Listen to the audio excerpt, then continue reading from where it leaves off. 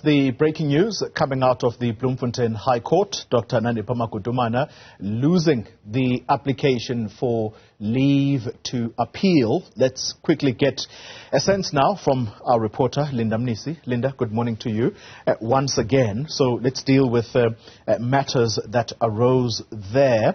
Let's start with the matter of consent, because that was high up the agenda during the arguments. What did the judge have to say in that regard?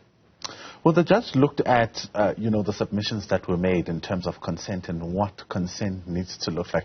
It's interesting that he makes the note that this matter is distinguishable in the sense that the issue around consent and what it needs to look like really has no background. No court has ever had to deal with this particular issue of what consent needs to look like. You also remember that Magudumana argued that it was the SAPS that said she wanted to come home to her children and not necessarily the sixth respondent being Home Affairs.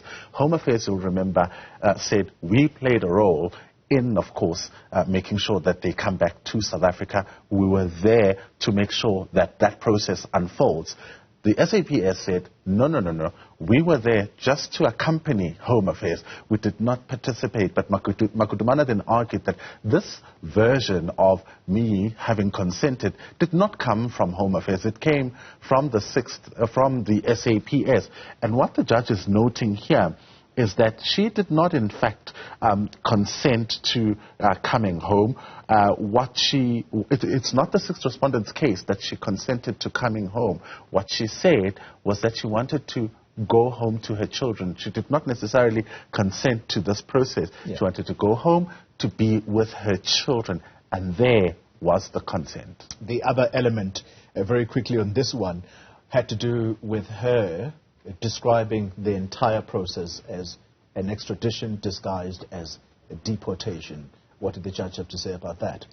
Ultimately, it has to deal with issues of, constitutionality, because it's been reiterated in this court before that the issues around, deportation or extraditions being disguised as deportation is frowned upon by the Constitution. The Constitution is clear on its position around what needs to happen, because not only does it undermine the law of South Africa, but it also undermines international law. So what the judge then is saying is that there were no submissions made around the constitutionality of the conduct of Home Affairs, and therefore there are no reasonable prospects of success where, the issue around constitutionality or whether their conduct was constitutional or not, ever succeeding in a different court. I know it is highly presumptuous from our side. Do we see her making an attempt at the Constitutional Court at this stage, because she clearly can't go to the Supreme Court of Appeal? Absolutely. One thing that is clear with this particular application and the manner in which, it's been conducted, it looks like they will ultimately be heading to the Constitutional Court to make a final ruling on, of course, these issues, which, of course, implicate the Constitution of South Africa. So it has a lot to deal with the Constitution, and ultimately the Constitutional Court can be the one, that deals with these issues. But we're yet to see whether they're going to go that route and whether the Constitutional Court will give them a direct access. But it's also interesting that, in this application as well, they're slapped with a cost order. Yeah. When, initially they'd also argued that, there are certain laws that protect Dr. Nandipha Magudumana from, paying costs, because the issues that are raised in this application implicate the Constitution.